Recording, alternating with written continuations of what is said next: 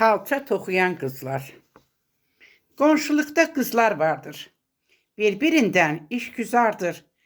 Bu qızların arzuları toxumaqdır, yaratmaqdır. Səhər tezdən oyanırlar. Əlvan saplar boyayırlar. Gözəl ilmələr vurduqca xalçaları toxuyurlar. Toxuduqları xalçada görünür bağ-bağçalar da. Təbiətin hər rəngi var. Gözəl rəngli xalılarda.